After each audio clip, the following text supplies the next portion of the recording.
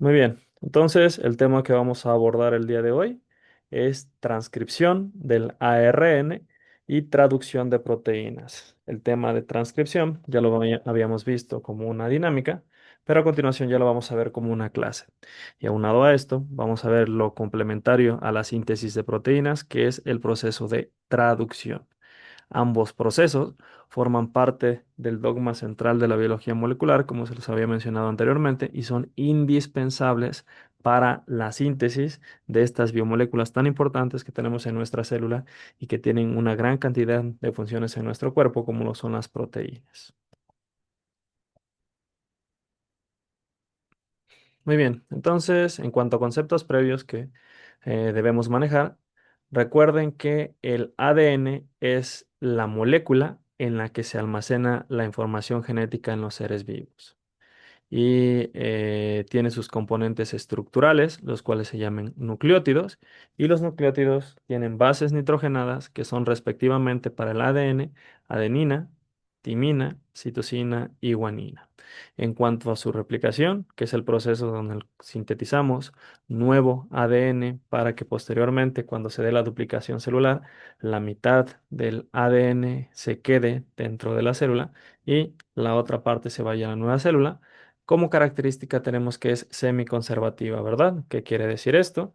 Que de las dos cadenas que tenemos, de las dos hebras que tenemos en la cadena, una sentido 5', 3' y otra sentido 3', 5', no es que la célula vieja se quede con una de las cadenas y la célula nueva se quede con la nueva cadena, sino que es semiconservativa porque cada una de las células se va a quedar con una hebra de la cadena parental y una hebra de la cadena nueva, ¿verdad? Entonces estos son algunos de los aspectos importantes que habíamos visto sobre la replicación anteriormente. Ahora, algo que ya no nos metimos con las cuestiones de sus características morfológicas en dos y tres dimensiones, pero que es importante mencionar, es que su estructura va a estar en función de un modelo que propusieron los ganadores del premio Nobel por justamente por proponer este modelo, que son los científicos Watson y Crick. Watson y Crick fueron los que dijeron que la cadena de ADN era una cadena helicoidal que tenía forma de doble hélice y aparte todas las características que vimos anteriormente, ¿verdad?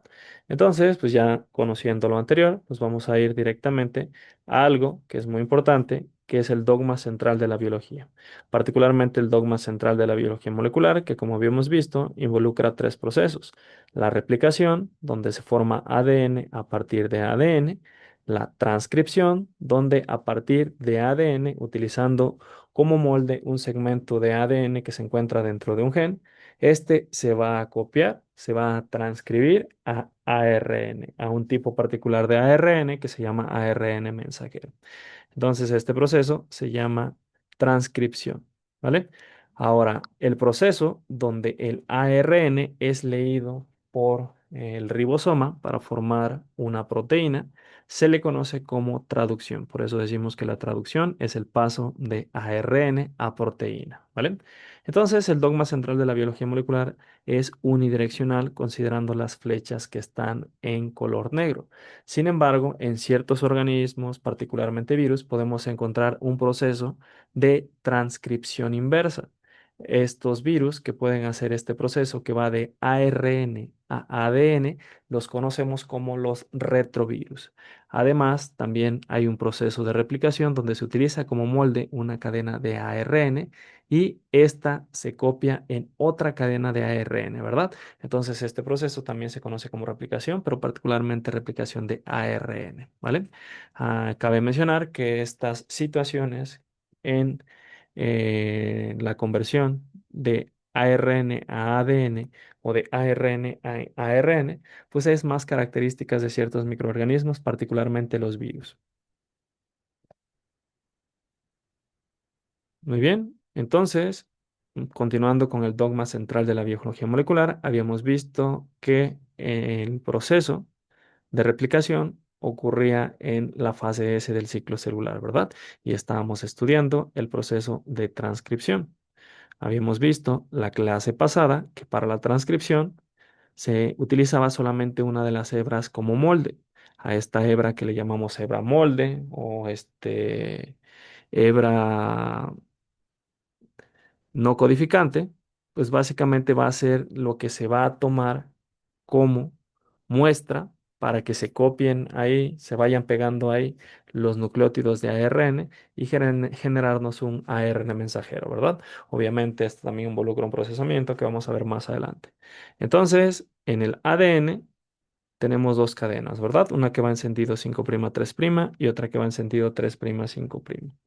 Un segmento de ADN, particularmente el que va sentido 3', 5', sirve como hebra molde y la que va en sentido 5', 3', pues básicamente va a ser nuestra cadena codificante, a la que se va a aparecer nuestro ARN mensajero, ¿verdad? Entonces nosotros podemos ver aquí un ejemplo de una cadena de una hebra molde, donde tenemos a las bases nitrogenadas de los nucleótidos expuestas y tenemos como primer nucleótido timina, adenina, citosina, guanina, etcétera, ¿verdad?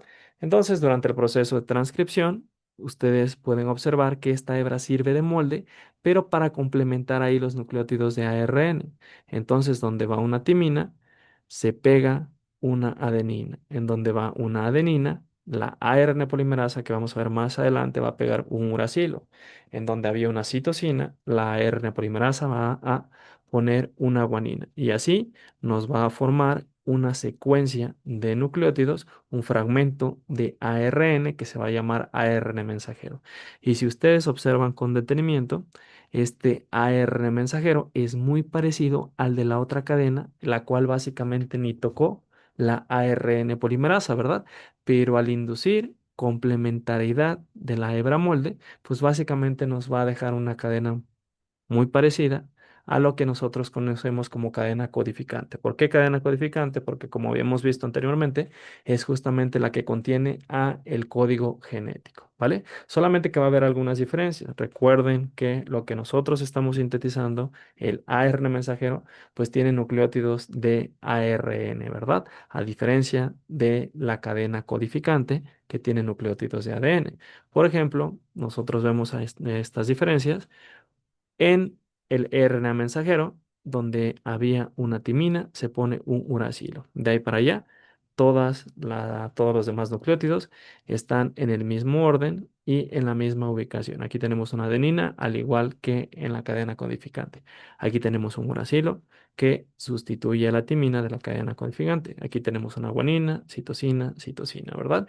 Nuestro ARN mensajero va a ser casi idéntico a la cadena codificante, a la hebra codificante, salvo que en lugar de tener timina va a tener uracilo, ¿vale? Y también más adelante vamos a ver un proceso muy importante que se llama traducción. Para la traducción, nuestro ARN mensajero, particularmente nuestros nucleótidos, los vamos a formar en grupos de tres. Entonces, a cada grupo de tres nucleótidos, nosotros le vamos a llamar codón. ¿Sale? ¿Por qué? Porque lo que más adelante vamos a ver que se llama código genético va a respetar un instructivo en el cual nosotros vamos a observar que el RNA mensajero va a formar grupos de tres nucleótidos que se llaman nucleótidos, ¿verdad? Se llaman codones, perdón. Entonces, nuestro primer codón es AUG. Nuestro segundo codón sería CCA. Nuestro tercer codón sería CUA. Nuestro cuarto codón sería CGCA. Y nuestro quinto codón sería CGU. ¿Sale? ¿Por qué este código va a ser muy importante? Porque este famosísimo código e importante y bello se le llama código genético y va a ser el responsable y va a ser directamente quien va a dar la orden de qué aminoácidos pegar. Porque si mi ribosoma reconoce el codón AUG, va a pegar un aminoácido que se llama metionina. Si reconoce que el codón es CCA, va a pegar un aminoácido que se llama prolina. Si reconoce que el tercer codón es CUA, va a pegar un aminoácido que se llama leucina y esta es la forma como se va a construir el polipéptido que le va a dar origen posteriormente a una proteína, ¿verdad? Como habíamos visto también. Las células eucariotas son más complejas que las células procariotas. Por lo tanto, todo esto también involucra un procesamiento para que quede una proteína con una estructura tridimensional característica. Muy bien. Entonces, antes de hablar directamente sobre el proceso de transcripción, vamos a hablar sobre el ARN o ácido ribonucleico, ¿verdad? Generalmente lo encontramos en una sola cadena. También va a tener o va a estar formado por nucleótidos, en donde las bases nitrogenadas que van a formar a esos nucleótidos van a ser citosina, que tiene esta estructura, guanina, que tiene esta estructura, adenina, que tiene esta estructura, y el que va a ser diferente, y por eso se encuentra marcado en un recuadro, es el uracilo, el cual va a sustituir a la timina que es la que se encuentra en los polirriboxinucleótidos. Muy bien, entonces, continuando con la estructura del ARN, podemos observar que está formado por nucleótidos que se llaman ribonucleótidos. Estos se caracterizan porque tienen ribosa como pentosa, tienen un grupo fosfato y tienen una base nitrogenada, ¿verdad? Aquí ponen el ejemplo de la base nitrogenada uracilo, que es característica del ARN. ¿Cómo podemos distinguir una ribosa de una desoxirribosa? Porque como lo habíamos visto en clase, en en el carbono 2' va a tener un OH en lugar de solamente una H. Los desoxirribonucleótidos, que son los que van a formar parte del ADN, no van a tener un OH, sino que simplemente van a tener una H, porque si les falta el oxígeno, entonces eso es justamente lo que les va a dar el nombre de desoxirribonucleótidos, ¿vale? Entonces, algo muy importante, sobre todo para que entendamos a qué se refieren con 5' 3', es que los carbonos que se encuentran en la pentosa van a estar enumerados en orden de las manecillas del reloj y van a tener un apóstrofe para diferenciarlos de otros carbonos. Entonces, a la derecha del oxígeno tenemos el carbono 1', continuando en ', el sentido del reloj, tenemos 2', 3', 4' y el 5'. En el carbono 5' vamos a encontrar el grupo fosfato y en el carbono 3' vamos a encontrar un OH que va a servir para que al unirse con otro nucleótido se forme un enlace que se llama enlace fosfodiéster, ¿vale? Entonces aquí nosotros podemos verlo. Tenemos la cadena que va en sentido 5' 3', que tiene su grupo fosfato unido al carbono 5 y aquí en el carbono 3 de la ribosa sobresale otro grupo fosfato que justamente es el que proviene del otro nucleótido, pero que se unió con este OH del carbono 3 de la pentosa, formándonos un enlace fosfodiéster. Entonces, estos nucleótidos van a formar una cadena gigantesca, que en el caso del ARN no es tan gigantesca.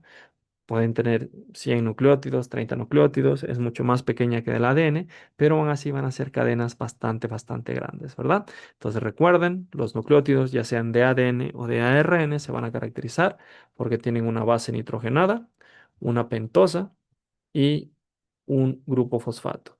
En cuanto a las diferencias que tenemos en el ARN, que es el que estamos estudiando, su pentosa va a ser una ribosa. Muy bien. Ahora, existen varios tipos de ARN. Vamos a ver tres, que son los más importantes: el ARN mensajero, el ARN de transferencia y el ARN ribosomal. Todos estos van a participar en el proceso de traducción, mientras que el ARN mensajero se va a sintetizar en el proceso que se llama transcripción, ¿vale? Entonces, mencionando algunas de las características de cada uno de ellos, el ARN mensajero es el que copia, transcribe literalmente la información del ADN del núcleo y esta información la va a transportar hacia los ribosomas. El ARN ribosomal, que se abrevia como ARNR, se va a asociar con proteínas y va a formar a los ribosomas, ¿verdad? Entonces recuerden que el ARN sin ribosomal sirve para darle estructura a los ribosomas. Mientras que el ARN de transferencia, que aquí los mencionan como ARN transferente, cuyas iniciales son ARNT, estos se van a unir a los aminoácidos y los van a transportar hacia el ribosoma. Y esto va a ser importante porque justamente quien acarree o quien los lleve los aminoácidos al ribosoma para que éste pueda formar un enlace peptídico y así formar una proteína, va a ser el ARN de transferencia, ¿verdad? El ARN ribosomal, cuando está en el proceso de síntesis de proteínas, es un ente inmóvil. Entonces, pues, ¿cómo va a obtener los aminoácidos para poder formar enlaces peptídicos y posteriormente fabricar una proteína? Pues alguien se lo tiene que llevar. Y esa estructura que lleva los aminoácidos al ribosoma para que se construya una proteína se le llama ARN de transferencia. Se los repito, los tres participan en el proceso que vamos a ver más adelante que se llama traducción, mientras que en el proceso de transcripción justamente se copia y se sintetiza el ARN mensajero. ¿Alguna duda con respecto a la estructura, los tipos y la función de los ARNs?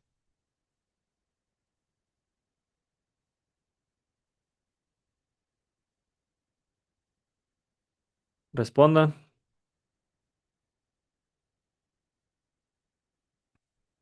No, pero Ok, muy bien. Gracias. Vamos a continuar. Vamos a ver el proceso de transcripción, ¿verdad? Donde participa una enzima que se llama ARN polimerasa, la cual eh, copia o complementa una hebra que se va a llamar hebra molde para formarnos un ARN que se llama ARN mensajero. Muy bien, entonces todas las clases de ARN se forman por transcripción, ¿vale? Esto es muy importante mencionarlo porque no todos los genes nos van a dar exactamente una proteína. Tenemos el gen de una proteína que nos va a formar ARN mensajero y este nos va a dar como resultado una proteína. Pero también tenemos genes de ARN ribosomal, genes de ARN de transferencia y genes de otro tipo de ARNs, como lo son los microRNAs o ARNs pequeños, ¿vale?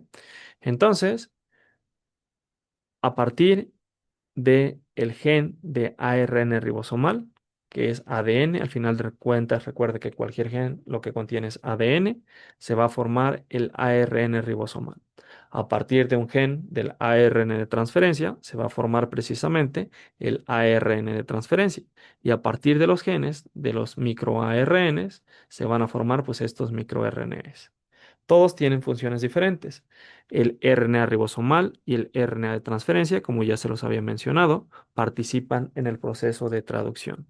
El AR mensajero es el único que se convierte directamente en proteína, pero los microRNAs, que quizás vamos a ver un poco cuando veamos virología, estos van a tener otras funciones, principalmente en el control de la expresión génica y en el procesamiento del ARN mensajero, ¿vale? Por lo mientras, solamente sepan que existen y ya más adelante vamos a ver su función. Muy bien. Proceso de transcripción de ADN a ARN. Aspectos importantes. En la transcripción se copia solo una hebra del ADN. A esta hebra se le conoce como cadena molde o también se le conoce como cadena o hebra templado, ¿sale? Dependiendo del libro que utilicen y la traducción que se haga, pues vamos a encontrarlo de diferentes nombres. Particularmente nosotros lo vamos a conocer como la hebra molde. La enzima responsable de la formación de ARN mensajero se va a llamar ARN polimerasa y la ARN polimerasa realiza un cambio en la complementación de las bases, ¿verdad?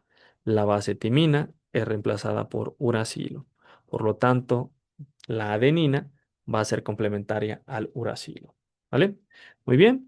Entonces, nosotros tenemos un segmento de ADN que se llama gen. Ya más adelante en una clase especial vamos a ver la región promotora y cuáles son las características de la región promotora, además de qué tipo de proteínas se deben de unir a ella para que inicie la señal de la transcripción, ¿vale? Entonces, dentro de este gen vamos a tener un fragmento de ese gen que va a ser el fragmento transcribible, que va a ser el fragmento que va a ser copiado, ¿vale? Por eso aquí nos dice que es la secuencia parcial de un gen y su mensaje en el RNA mensajero, ¿verdad? Porque no todo el gen se va a copiar. Vamos a ver que particularmente hay una región que se llama región promotora, la cual no va incluida en el RNA mensajero. Y también tenemos otras regiones que, como vamos a ver más adelante, van a ser importantes para el procesamiento del ARN mensajero, para la terminación del proceso de transcripción, pero que tampoco van a ir incluidas en el ARN mensajero, ¿vale? Aquí, siendo completamente estrictos, lo que se origina no va a ser un ARN mensajero, sino un pre-RNA mensajero, ¿verdad? Muy bien, entonces tenemos una cadena de ADN que se caracteriza por ser una doble cadena, ¿verdad? Entonces, esta doble cadena va a tener una hebra que va en sentido 5' a 3' y va a tener otra hebra que va en sentido 3', 5'. No importa si es la que está arriba, no importa si es la que está abajo, no importa si es la azul, no importa si es la roja, en qué se tienen que fijar para poder saber cuál es la cadena molde y cuál es la cadena codificante. Siempre la cadena molde, la hebra molde o la hebra templado va a ser la que va en sentido 3', 5'. Mientras que la hebra, que aquí mencionan como hebra no complementaria, que va a ser la cadena codificante o hebra codificante, podemos utilizar cadena o hebra como sinónimo, va a ser la que va en sentido 5' a 3', ¿verdad?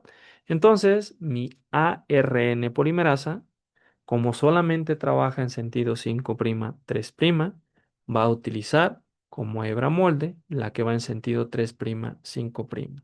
Se estaciona en la cadena 3', 5' y va a ir pegando nucleótidos complementarios a el fragmento 3', 5' en dirección 5', 3' y va a ir formando mi ARN mensajero, ¿vale? Entonces, donde ve una guanina, mi ARN polimerasa pone un ribonucleótido de citosina. Donde ve una adenina, mi ARN polimerasa pega un ribonucleótido de uracilo. Además, hace un enlace fosfodiéster entre citosina y uracilo, ¿verdad? Y así, poco a poco, me va a ir construyendo una cadena de ARN que es complementaria a la hebra 3', 5'. Y a este ARN que se está fabricando se le llama pre-RNA mensajero, ¿verdad? Porque más adelante vamos a ver que esto lleva también un procesamiento. La hebra codificante se va a parecer mucho a mi ARN mensajero y esto tiene todo el sentido del mundo, ¿verdad? Ambas cadenas, ambas hebras van a ser complementarias a la hebra templado. Pero aquí tenemos una diferencia, porque mi RNA polimerasa no reconoce desoxirribonucleótidos, sino que solamente va a reconocer ribonucleótidos. Y los ribonucleótidos, como habíamos visto anteriormente, en lugar de timina, van a tener uracilo. Muy bien, vamos a continuar. Aquí vemos las etapas del proceso de transcripción del ARN. Como se los había mencionado anteriormente, esto involucra tres fases: la fase de iniciación, la fase de elongación y la fase de terminación. Particularmente estoy dejando algunos cabos sueltos en el proceso de transcripción porque terminando el tema de traducción, vamos a ver un tema particular de cómo es que este proceso de transcripción es regulado, ¿vale? Muy bien, entonces aquí como podemos observar tenemos dos cadenas, una que va en sentido 3', 5' y otra que va en sentido 5', 3'. La cadena que va en sentido 3', 5' se utiliza como molde y a partir de esto la ARN polimerasa, que solamente puede pegar en fragmentos 3' siempre avanza de 5' a 3' y va a ir pegando ribonucleótidos hasta que nos deja un pre-RNA, ¿vale? Ahora, más adelante vamos a ver el papel de unas estructuras que se llaman sitios de terminación. Estos sitios de terminación van a ser señales dentro del mismo ADN que le van a decir a la RNA polimerasa hasta aquí. Hasta aquí termina tu RNA mensajero, tu pre-RNA mensajero o tu transcrito. Después, este es llevado hacia el otro segmento del núcleo, donde ocurre el procesamiento que vamos a ver más adelante, ¿verdad? Muy bien, entonces vamos a ver las diferencias que existen en la transcripción de ARN en células procariotas y en células eucariotas. En células procariotas, el ADN es circular, no tiene histonas. Entonces, pues básicamente va a depender el inicio de ciertos componentes como el factor sigma y literalmente el ADN igual la hebra molde es la que por la RNA polimerasa bacteriana va a pegar nucleótidos hasta formarnos un transcrito que es ARN mensajero. Este ARN mensajero va a traducirse a proteína y todo esto va a ocurrir en el citoplasma de la bacteria, porque recuerden que las bacterias no tienen núcleo. Muy bien, entonces en las células eucariotas, el proceso de transcripción y el proceso de este, cómo el ARN es procesado, el procesamiento del transcrito, pues van a ocurrir en el interior del núcleo. A diferencia del gen de las bacterias, los genes en las células eucariotas van a tener secuencias que se llaman intrones y secuencias que se llaman exones. Las secuencias que se llaman exones son justamente las que van a tener la información de cómo construir una proteína, mientras que las secuencias que se llaman intrones pues van a ser eliminadas, ¿verdad? Entonces, en un principio se copia todo el fragmento del gen, incluido exones como intrones, y vamos a tener lo que aquí mencionan como transcrito primario de ARN o lo que nosotros conocemos como pre-ARN, ¿vale? Después, este pre-ARN mensajero va a sufrir dos procesos. Un proceso que se llama metilación de el segmento 5' y la adhesión de algo que se conoce como capuchón. No es un capuchón como tal, básicamente es una metilación, es un procesamiento que se le da a el primer nucleótido que nosotros tenemos en nuestro ARN mensajero y por el otro lado, en la parte final, se le van a pegar muchas adeninas en un proceso que se llama poliadenilación, ¿vale? Entonces el capuchón 5' y la poliadenilación 3' ocurre exclusivamente en las células eucariotas. Y después de estos procesos va a ocurrir algo que se llama splicing, donde se cortan los intrones y se empalman los exones y con esto obtenemos un ARN mensajero maduro. Este ARN mensajero maduro ya está listo para la exportación. Todo esto recuerden que ocurre en el núcleo y después que está maduro nuestro ARN mensajero, ya que está listo, se exporta por un poro nuclear hasta el citoplasma, donde ya está protegido y puede ser leído por los ribosomas para que mediante un proceso que se llama traducción, esto nos genere a una proteína. Muy bien, entonces vamos a ver los procesos de maduración del ARN. Entonces tenemos aquí un transcrito, tiene un segmento 5' y un segmento 3'. El primer paso o los primeros pasos de la maduración y del procesamiento de este pre-RNA mensajero es la adición de el capuchón, aquí lo mencionan como casquete, en el segmento 5' y la adición de adenina en un proceso que se llama poliadenilación o cola de polía. Aquí es donde generalmente tenemos la cola de polía. Aquí vamos a ver algo muy interesante. Siempre, siempre nuestro primer codón o nuestro primer triplete van a ser los nucleótidos adenina uracilo y guanina. No importa que la proteína que se va a sintetizar, los primeros nucleótidos que vamos a encontrar van a ser AUG y los últimos nucleótidos que vamos a encontrar antes de la cola de poli A son UAG. Estos codones, que son como se le llaman a los segmentos de tres nucleótidos, van a ser sumamente importantes para el proceso de traducción, ¿vale? Entonces, posterior a la adición del casquete o capuchón 5' y de la cola de polía, tenemos el proceso que habíamos dicho que se llama splicing, ¿verdad?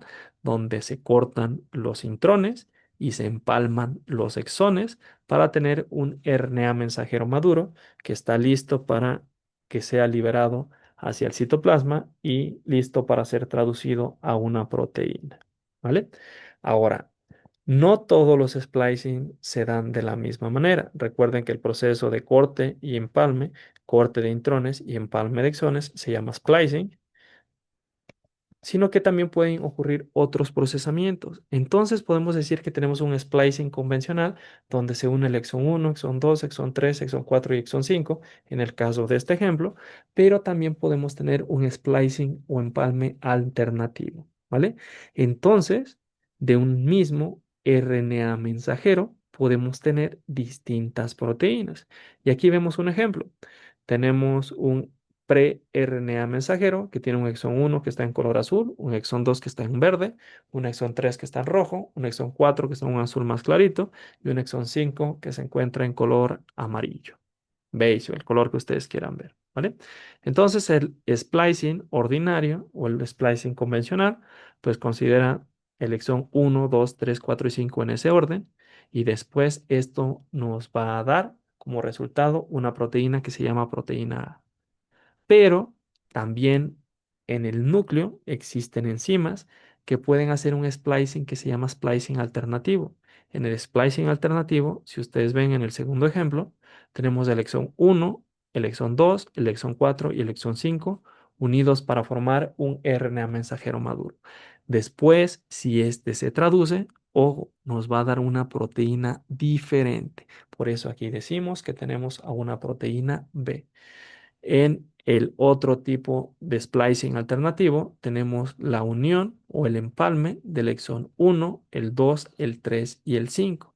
Entonces, cuando se traduce ese RNA mensajero maduro, nos va a dar como resultado una proteína diferente a la B y a la proteína A, y por eso decimos que es proteína C. ¿Vale? Entonces, de un mismo ARN mensajero, de un mismo gen, podemos tener diferentes versiones de proteínas gracias a un tipo de empalme que se llama empalme alternativo o splicing alternativo. ¿Vale? Muy bien. Em, ya nada más para terminar esta primera sesión, les presento el vínculo o el link entre la transcripción y la traducción. Les había comentado anteriormente que existe algo que se llama código genético. El código genético duró muchos años en descubrirse, fue también descubierto por Watson y Crick, y esto pues les valió el premio Nobel, ¿verdad? Porque descifraron nada más y nada menos que el código de la vida. ¿Cómo es que nosotros pasamos de una información que se encuentra en el ADN a una instrucción para fabricar una proteína? Y esto es gracias al código genético.